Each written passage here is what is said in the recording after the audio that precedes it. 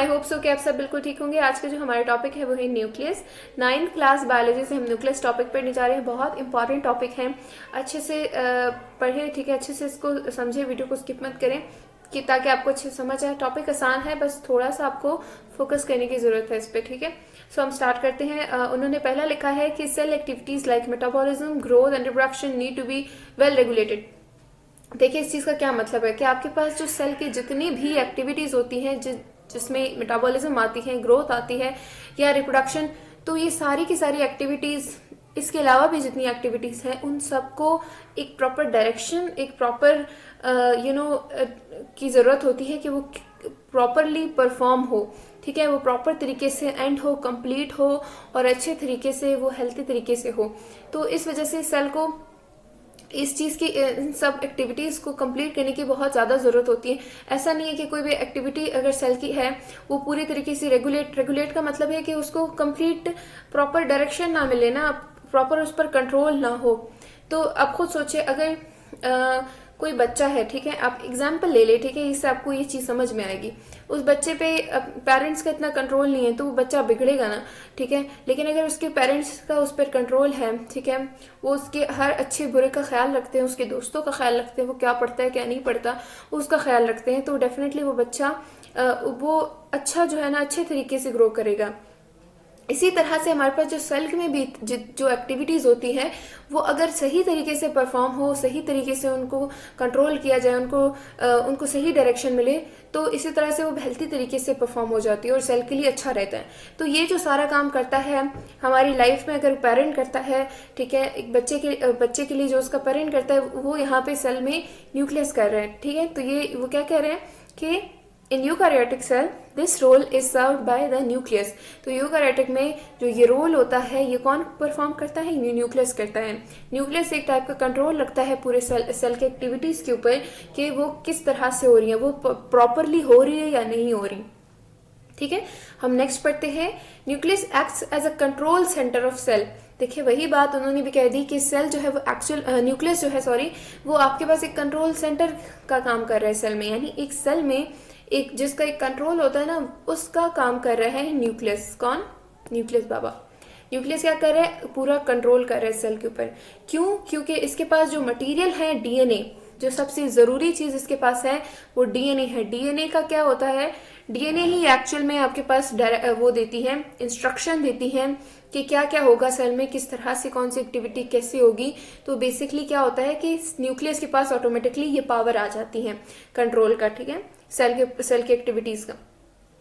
तो अब हम बात करते हैं, हमने थोड़ा सा बैकग्राउंड पढ़ लिया, जो भी कह लिया, न्यूक्लियस के बारे में पढ़ लिया, इससे आपको आइडिया हो जाएगा कि न्यूक्लियस का एक्चुअल में हमारी सेल में काम क्या है, ठीक है। अब हम न्यूक्लियस के स्ट्रक्चर और बाकी चीजों की तरफ आते हैं, ठीक है। तो nucleus is surrounded by 2 membranes. उसने आपसे कहा कि न्यूक्लियस जो है वो 2 मेम्ब्रेन से सराउंडेड, यानी न्यूक्लियस 2 मेम्ब्रेन से कवर्ड है, ठीक है, which collectively form the nuclear envelope, जिसको हम न्यूक्लियर इन्वेलप कहते हैं, ठीक है। न्यूक्लियर इन्वेलप आपके एक्चुअल में जो डबल 2 मेम्ब्रेन्स है न्यूक्लियस के, वो है। अब nuclear envelope bears nuclear pores at points where both membranes fuse with each other. अब देखिए इसको मैं आपको ऐसे समझाती हूँ। फॉर एग्जाम्पल आपके पास 2 मेम्ब्रेन्स है, ठीक है, आपके पास ऐसे 2 मेम्ब्रेन्स है। अब यहाँ पे पोर्स है, ठीक है, पोर्स का मतलब छोटे छोटे सुराख, ठीक है। तो इस तरह के पोर्स है और वहां पे पोर्स है जहां पे ये इस तरह से फ्यूज हुए हैं, ठीक है।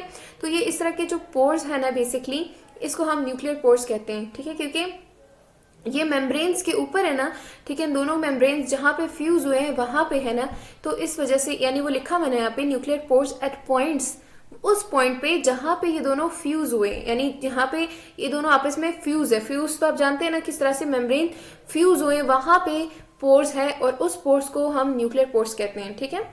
Nuclear envelope bears nuclear pores at points where both membranes fuse with each other, एक दूसरे के साथ जहां पे फ्यूज होते हैं।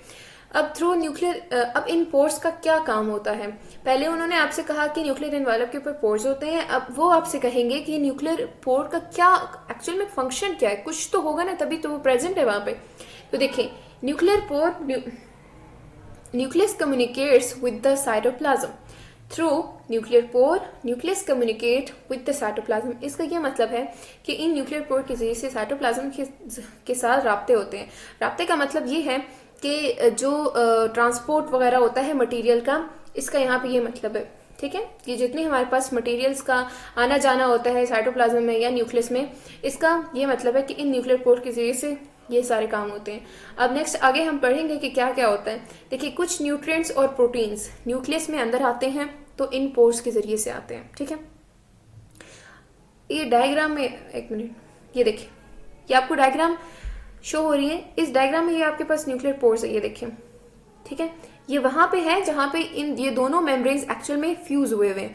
तो इन पोर्स के जरिए से बाहर से अगर कोई जैसे कि न्यूट्रिएंट्स और प्रोटीन्स वगैरह आते हैं, जैसे हमने यहाँ पे पढ़ा, ये देखें कि कहा था, हाँ, न्यूट्रिएंट्स एंड प्रोटीन जो इंटर द न्यूक्लियस, ये देखें, ये न्यूक्लियस है ना पूरा, इन न्यूक्लियस के से बाहर से जो हमारे पास चीज आ रही है तो वो इस पोर्स के जरिए से आ रही है। जैसे हमने भी पढ़ा कि प्रोटीन्स और न्यूट्रिएंट्स हैं, तो वो इस पोर्स के जरिए से गुजरेगी और न्यूक्लियस तक पहुंचेंगी अपने फंक्शन के लिए, ठीक है।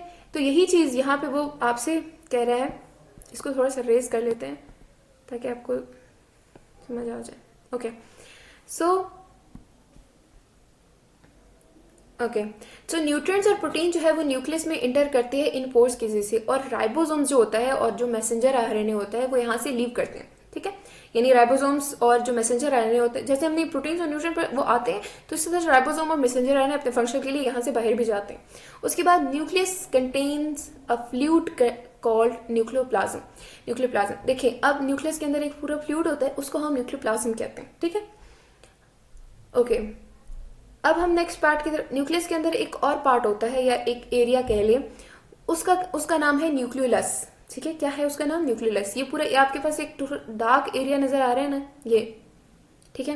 ये dark area, round dark area जो आपको डार्कली स्टेन्ड एरिया आपको नजर आ रहा है न्यूक्लियस में, ये वाला, ठीक है। ये एक्चुअल में, ये देखिए, आप उन्होंने मेंशन किया, ये आपके पास न्यूक्लियोलस है, ठीक है। न्यूक्लियोलस, इसमें भी बहुत इंपॉर्टेंट फंक्शन होते हैं। मैं आपको अभी समझाती हूँ क्या होता है। कि जो ये देखिए, ribosomes are assemble at this point, या इस पॉइंट पे ये न्यूक्लियोलस में राइबोसोम क्या होते हैं? असेंबल का मतलब होता है कि राइबोसोम जो है वो किस चीज से बना होता है? आपके पास राइबोसोमल आरएनए से और जो है वो प्रोटीन से, ठीक है। हमने राइबोसोम के टॉपिक में ये सारी चीजें पढ़ी थी कि राइबोसोम किस तरह से फॉर्म होता है, कहाँ फॉर्म होता है, किस चीज से फॉर्म होता है, ठीक है। तो राइबोसोम के पूरे टॉपिक में हमने पढ़ी था। अगर आपने नहीं देखा तो आप चैनल पे देख सकते हैं, या मैं इंशाल्लाह लिंक भी दे दूंगी, तो वहां से भी आप पढ़ सकते हैं, ठीक है।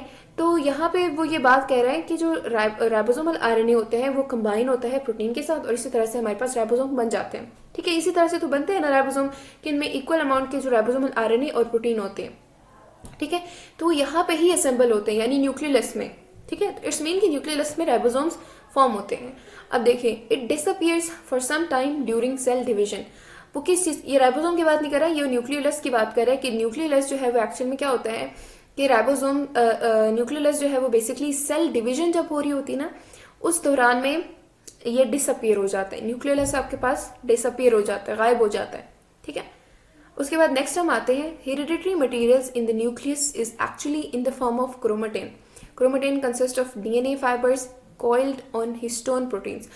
क्रोमेटिन के फॉर्म में, यानी जो हेरिडिटरी मटेरियल्स हमारे पास जो डीएनए है वो एक्चुअल में न्यूक्लियस में किस फॉर्म में होता है? क्रोमेटिन फॉर्म में होता है। अब क्रोमेटिन में एक्चुअली क्या होता है कि क्रोमेटिन में आपके पास डीएनए होता है, डीएनए के fibres coiled on histone protein, आपके पास एक टाइप की प्रोटीन है, उसके ऊपर ये कॉइल्ड होता है। ये इस तरह का कुछ बनता है, ये कुछ जैसे आपके पास ये हिस्टोन प्रोटीन है, ये इस पर ऐसे क्वाइल्ड हुआ होता है। जैसे यहाँ पे अच्छे से बन नहीं रहा, ठीक है। ये डायग्राम थोड़ी सी खराब बन रही है, इससे अच्छा ही नहीं बनाई, ठीक है, लेकिन आपको थोड़ा सा समझ आ चुका होगा, ठीक है। तो यही कह रही है कि वो जैसे आपके पास एक फॉर एग्जांपल एक हिस्टोन प्रोटीन होती है, ठीक है, और उस पे, एक मिनट, ठीक है, ये इस तरह से कुछ शेप बनती है फिर इसकी, जैसे ये, ठीक है। तो इसके ऊपर ऐसे जो डीएनए है वो हमारे पास कॉइल्ड हुआ होता है, ठीक है, ऐसे ऐसे करके, ठीक है। ये थोड़ी शेप खराब बनी है, लेकिन आई होप आपको समझ आ चुका होगा, ठीक है। तो इसी तरह से ये उसके ऊपर कॉइल्ड हुई होती है। तो क्रोमेटिन जो है वो एक्चुअल में डीएनए फाइबर्स जब हिस्टोन के ऊपर कॉइल्ड होती है तो उस फॉर्म में ये प्रेजेंट होता है। अब जब सेल डिवीजन हो रही होती है तो क्या होता है कि क्रोमेटिन जो फाइबर होते हैं, ये पूरा हमने जो ये फाइबर थोड़ा बनाने की कोशिश की, जो बनी नहीं एक्चुअल में, तो वो क्या था, वो कंडेंस हो जाता है, टाइटली हो जाए, मतलब ये और अपने आप को ये कॉइल कह ले, ठीक है, और कंडेंस हो जाता है। और ऐसे कंडेंस तो आप जानते हैं ना कि थोड़ा सा और जुड़ सा जाता है, ठीक है, इनटू मोर, देखिए टाइटली कॉइल बन जाते हैं, और उस अब एक और शेप भी बन जाती है, और उस शेप यानी एक और फॉर्म में आ जाता है, और उसको हम क्रोमोसोम्स कहते हैं, ठीक है। ये देखें, क्रोमोसोम के फॉर्म में आ जाता है। अब क्या होता है, हर स्पीशीज का अपना सेट होता है, क्रोमोसोम का क्रोमोसोमल सेट होता है, हर स्पीशीज का डिफरेंट होता है, ठीक है। तो ये बात यहाँ पे लास्ट में लिखी हुई है। अच्छा, अब हम डायग्राम के ऊपर आते हैं, ठीक है। ये देखिए, डायग्राम में हमने काफ़ी चीज़ें तो वैसे पढ़ भी ली, ठीक है, लेकिन फिर थोड़ा सा पढ़ते हैं। हमारे पास ये डायग्राम है, ठीक है।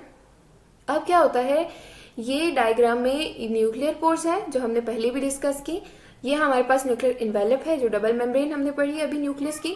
और ये हमारे पास न्यूक्लियस है, ठीक है, जो हमने पढ़ा कि जो डिसअपियर हो जाता है कुछ टाइम के लिए सेल डिवीजन के दौरान, ठीक है। सेल डिवीजन जब हो रही होती है तब ये डिसअपियर यानी गायब हो जाता है।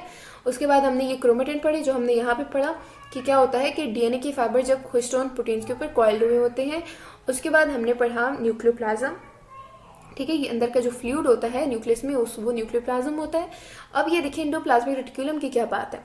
हमने पिछले लेक्चर में एंडोप्लाज्मिक रेटिकुलम के लेक्चर में पढ़ा था कि न्यूक्लियर जो मेम्ब्रेन न्यूक्लियस की जो मेम्ब्रेन होती है उससे लेके थ्रू आउट द साइटोप्लाज्म में हमारे पास एंडोप्लाज्मिक रेटिकुलम एक टाइप की फैली हुई होती है, ठीक है। तो यही है, ये एंडोप्लाज्मिक रेटिकुलम यहाँ पे है, इससे जो है यहाँ पे शुरू होती है और ये पूरी साइटोप्लाज्म में होती है। और इसके ऊपर ये इन्होंने राइबोसोम शो किए, तो ये रफ ई आ रहा है, इस पे राइबोसोम की अपीयरेंस होती है, ठीक है। हमने पिछले टॉपिक में पढ़ा था ये, तो ये आपके इस टॉपिक के साथ ज़्यादा इसका रिलेशन इतना नहीं है, ठीक है।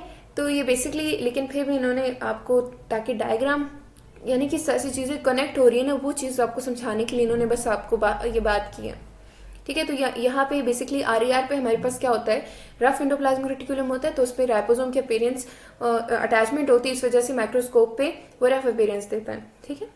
अच्छा, हमने ये सारा टॉपिक अच्छे से समझ लिया है और आई होप सो कि कुछ पॉइंट ना रह गया हो।